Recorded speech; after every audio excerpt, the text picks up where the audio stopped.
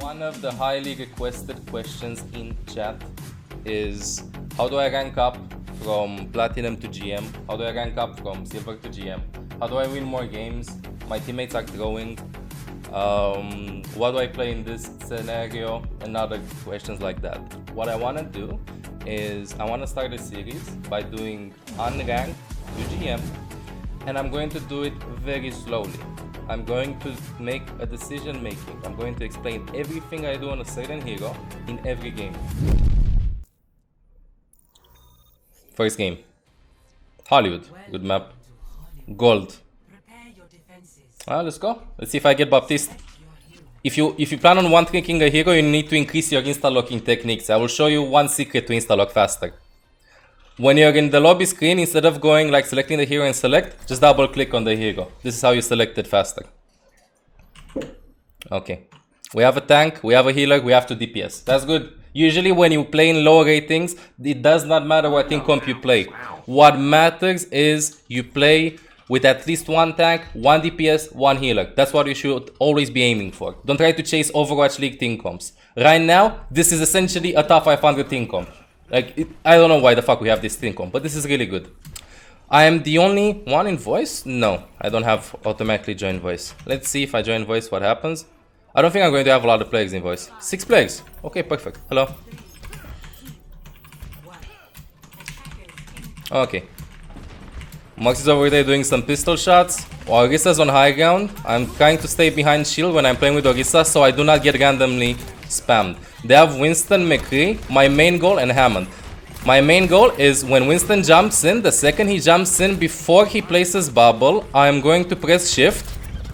So my team will not get LOS outside of Baptiste's shift, I mean. Because shift, like shields can block Baptiste's field of view with LOS. So Winston jumps in, I'm going to shift. And now if he bubbles, even if my Orisa will be in the bubble, she will still get healed. Ball is going to go in. I can play more aggressive, but I'm going to start playing slow this game. I can try to go for the kills, but I'm just trying to show you just to heal and do your job. Because right now, my team is doing really good. Like, I'm just trying to sit behind my tanks. I don't need to apply pressure. A lot of players, what they're trying to do is, in games, they're trying to apply pressure when there's no need. Our team comp is superior than their team comp. Their team comp requires coordination. Winston and Ball need to dive in. Ashe needs to land a big TNT. It's kind of complicated. Our comp is literally just stay behind the Orisa shield, which is quite abusable in lower ratings. So this is why Baptiste, for example, as a hero, works really well with heroes that have shields, because you can just play behind the shield. My team is going to get quite low. Monkey jumped in the back. I'm not going to use anything. My team is not getting low. Right now, what I want to do is try to keep my healing for when people are going to get low or when I'm about to lose the team fight. For example, now I feel like we're losing momentum. I'm going to try to kill the Ashe. McKee's in the back. We're 3 versus 4. Spamming the Winston. We're only 2. This is lost. I'm going to jump up. I don't think we're going to be able to recontest. Just Immortality Field on. Just Immortality Field on top of that, so the ball doesn't kill me. Right now I feel like I'm losing momentum and I don't need to be a heal bot, so I'm going to play more aggressive. I'm not going to just stay in the back and heal out my team. As you can see, I should have honestly bronze damage or even lower as a support in this comp, but I feel like I need to accelerate the rhythm. They don't have a shield, so I can try to go for cheeky 1v1s against somebody that is flanking and maybe even onto Winston or Ball when they go in. So I'm just going to try to do a little bit more of extra damage. I'm trying to apply pressure to the healers because usually in lower ratings, healers don't know when they're gaining damage. I'm going to back out. Ball is going to get... Orisa's going to get low. Come here, Mercy. Immortality Field there. I'm close to my ult.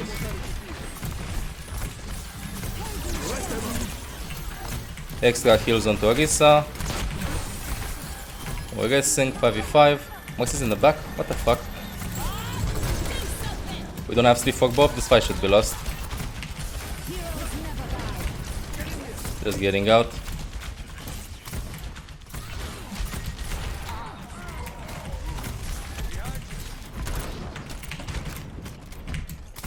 We should be able to kill the ball. No? Maxi pocket. Maxi left side jail. Close. We have to fix. Maxi's one. Ashe is on top. I want to try to contest her. It goes at TNT. Monkey's one. Monkey dead. Killing the Ashe. Brig should be one. Yeah, she's dead. Okay. I'm going to try to accelerate the momentum a bit. We have enough heals with Ana, so right now with Baptiste I can be a little bit more aggressive. So I'm going to try to go for more 1v1 duels, especially with my ultimate. Can you hear me, right side, Ana? Ana, one heal to your right, please. Thank you. Oh my god, I'm sorry. Thank you, low. Got booped out of there.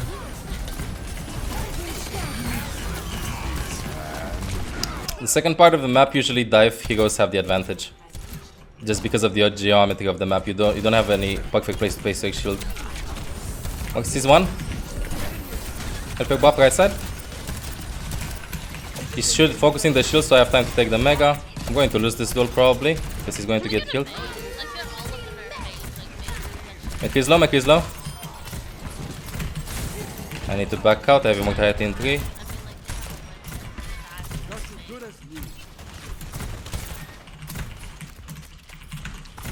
He's playing with Macri. They're only 5 on payload. I'm probably gonna go do that for I'm not going to do immortality on that. Focus Winston, right side.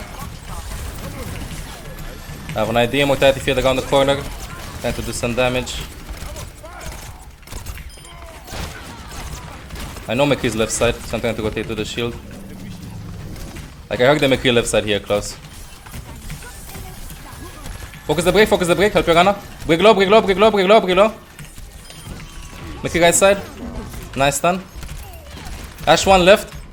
We have 2 picks. Just going to go to the immortality field, try to finish this up.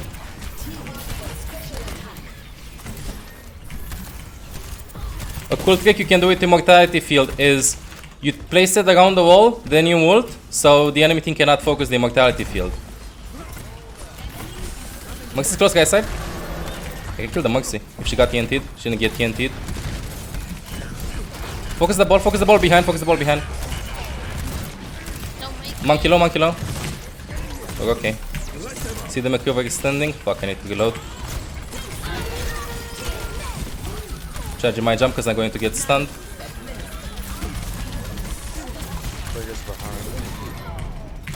Kill the ball, kill the ball. Good job. Good ult, Macri. When Brig is chasing you, or anybody that has a stun, like try to dodge it with your exo boots. Especially Brig, because Brig's stun is very easy to dodge. Like it's obvious, she's running at you with shield bash, and then you can just jump over as I did over there. If I would have gotten a stun, I would have died. But always try to jump before she casts the stun, because if you jump, if you're getting stunned mid-jump, then you're just going to lose. Monkey's above. Focus the ball, ball on payload, low. Kill him. My legs are right side. Come on payload, just play on payload. They're playing with dive tanks, and we need to stay more together. Symmetra left side. They're going to rest. Focus the Sim on payload. Break. Ana's low, I don't want to risk any random right click from Symmetra. Jumping up. As you can see, ball can cancel my momentum. So when you jump, don't try to exo boot outside of... Use the exo boots to get outside of Monkey's leap. I mean, Hammond's leap. Kill the Monkey. Nice. Just stay on payload and kill the first person that's going to come here. I'm going to ult close. Now I'm just going to ult in front of my Orisa for extra damage. Get a TP. Immortality. Macri behind, Macri on payload. I need to jump out of here. Okay, immortality field over there. Kill the Maxi, Maxi's resting, Maxi.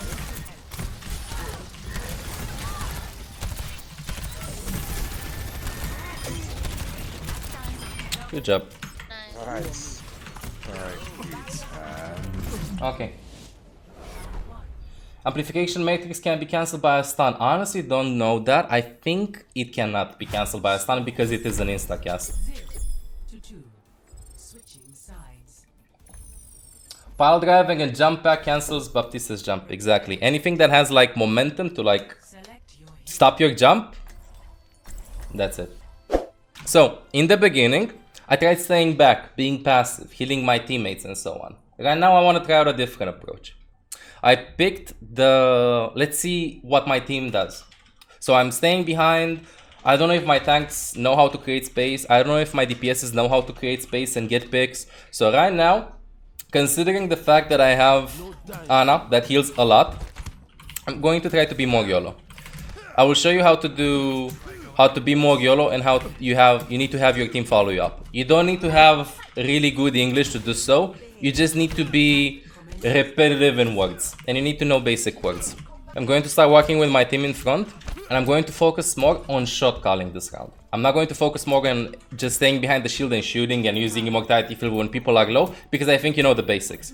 So I'm just going to try, and if I have space and if I have momentum, I will try to get more kills and be more DPSy while still healing my team. They have a Reinhardt, they have a Mux, they probably have an Ashe. Ashe with damage boost can one-shot somebody, as you saw there. Let's move in front, move in front. Place the shield around the corner, we're okay. D.Va, can you fly up onto Ashe, just to push her off? Don't need to kill her. Just fly all the way up. Fly up on Ashe, push her off. Good job. Come back, come back, come back. Can you shield a little bit more in front? Next shield in front. Just break the shield, break the shield, break the shield. Don't have a Zara. Ashe, half HP on point. Come back, D.Va.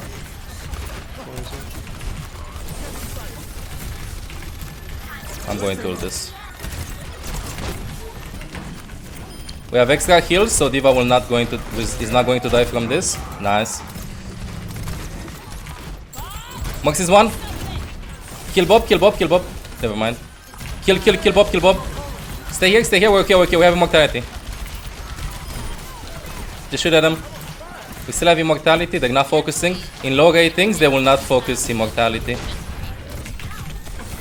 D.Va behind, D.Va no shift behind. Focus the D.Va behind. Just nano blade, that's it, no more ults. Oh, fat auntie. Okay, good, good, good. Ryan is down.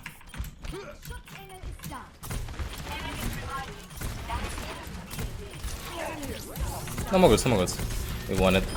So, Nice. Okay. always when you have combos, try to call out even if you're dead to do combos. Usually your team in low ratings will not know what to do, or they will not be like that decisive. Nani? Like they will just shoot at people, you know, without any problem. Like, not be aware if the fight is won or not, because there are a lot of things to keep into consideration. The basic things is know when to combo and do combo ults. Nano Blade, Graviton Hanzo. Another good call out is spam the shield, the Rein shield, so your Rein can shatter. That's another good combo. Now they're 3 down because we killed D.Va on point, Moira, Mercy, rest. They're 4, only 4, Rein is low, Rein is 1. They're only 3, we can keep on pushing right now, there's no threat. Kill the Mercy. Meki right side. He's going to get flashbang. Oh no, he's not. He's over here. D.Va got flashbang, I was talking about the Ashe. Oh, she got him. My bad there. Didn't check D.Va's HP. That was too late. Too big of a distance. I'm just going to ult this. Break the shield. Your ultimate can be used, just run behind, looking for a pin or shatter. Fight is lost, that was a good flank. Are they going to push? You wanna group up? Let me see if they're going to push. Did they see me? I don't think they saw me. Can we bongo and nano this fight? Mux is on point. She saw me. 75 for ult. Mux is dead.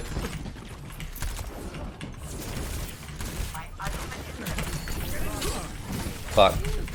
Oh, got hooked. Now we just need to group up. Oh, he slapped. Please don't leave him.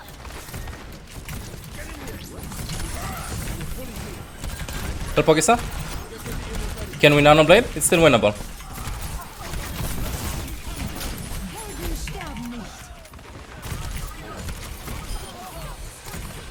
Maxi behind on Ryan, rest him. He's close to shatter. You know what? I'm done with this.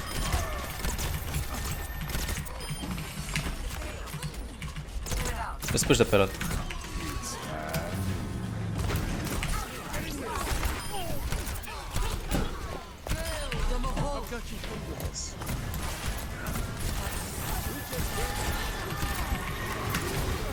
Separate from your team when you hear Rip Tag. I got it. Focus the hog.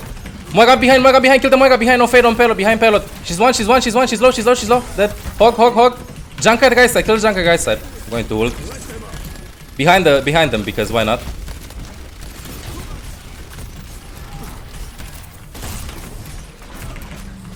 Junker is still right side inside. Junk's one on the side. He's dead. Ryan, one. Focus Moira.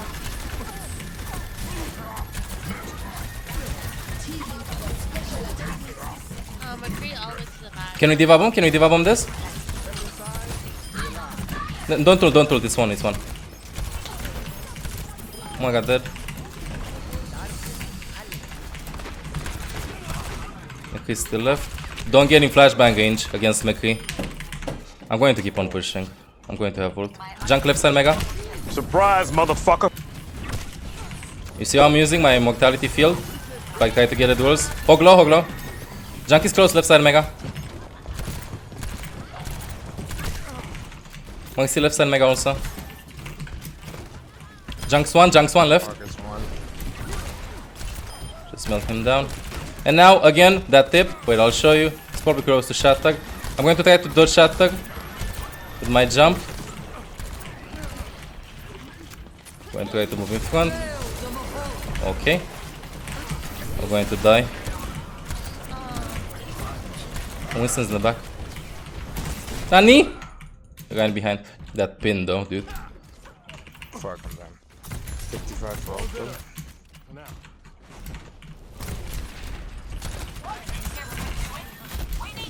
Am I gonna fade?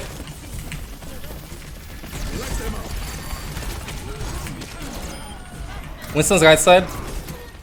Winston's behind us. Oh shit, okay. Winston's one. Dead. Nice play. Get to top off.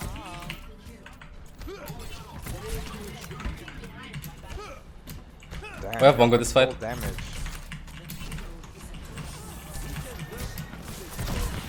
GG. 16k was called. Shit, I'm at 10. That's crazy. So, in the beginning of the game, I tried to do what I'm thinking that a lot of players in this rating do. What I mean is just heal. The goal of the game as a healer is of course to heal forehead, but I'm just like literally staying behind my team. Wait, let me cancel this. Okay, so I'm just sitting behind my team all the time, not pressuring, not going for any flanks, not nothing. Always keep in mind that you need to be proactive. If you're just staying behind and being a heal bot, then you're not going to probably win games and you're going to be at the mercy of your team.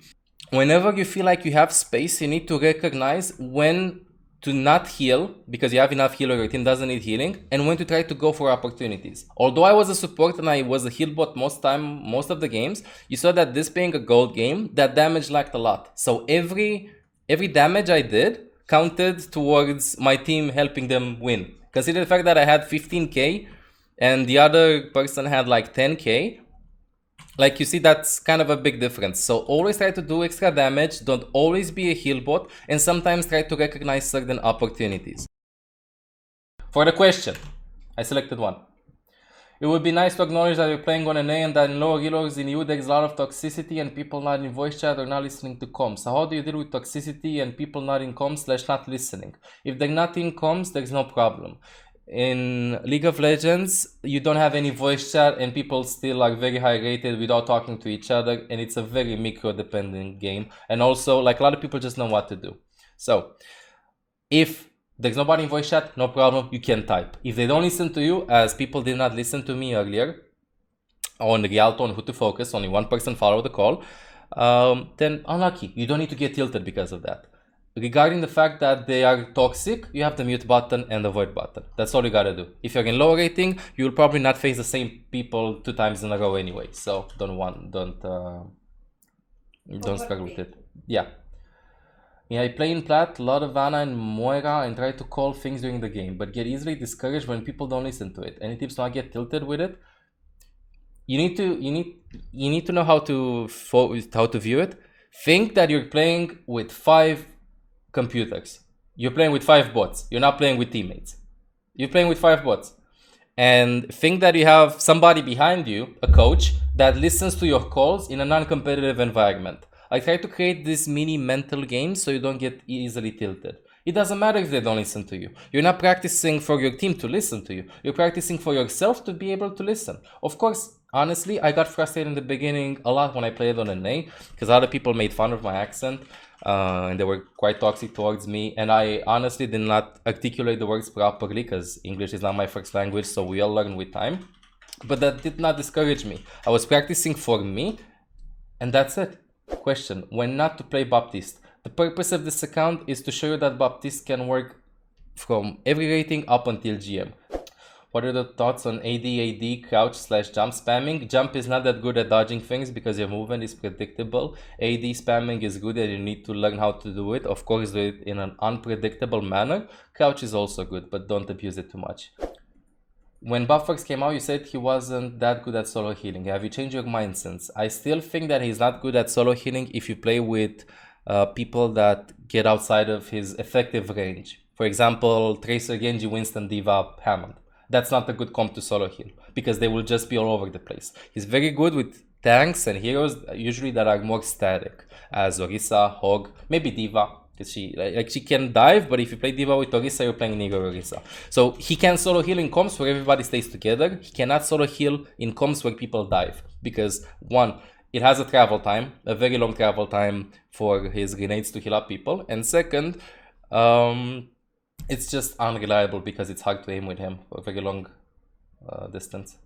We got a pick, they need to regroup. They're regrouping, and now I think they go in and we start losing. Okay. Winston jumps in. Should have waited for the bubble to break to cast my shift so everybody can benefit from the shift. First thing. That's what I could have done better. Second. We're 6 versus 5, but I think they're going to guess. We are suffocated with space. We lack a lot of space. Like, we have the right side flank, they have high ground, they have this and this. So it's kind of like even space. I should have been on Cafe at the moment. I'm just playing with my Ashe at in the same angle. I was honestly debating how I should be playing in my head over here. Like if this would have been a top 5 final game, I would have probably just been playing behind payload in this case. Now we're all grouping up.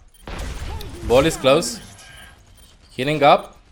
At this particular moment, what I could have done is this. I should have thrown Immortality Field here, as I showed you earlier, and I should have used my ultimate. If I would have done this, I could have killed the Winston easily. He did not have ultimate. I could have broke like Brick's shield, and I could have killed Brick, and then we would have won. But I was trying to keep on to my immortality because honestly, this being the first game, I was thinking, wait, I want to show you how to use ultimate with your teammates. But then after this fight, I was like, wait. My teammates probably will not shoot with the shield, so I'm just going to try to use the ultimates more individually in this rating. So this is why I'm waiting for a perfect opportunity to heal people up.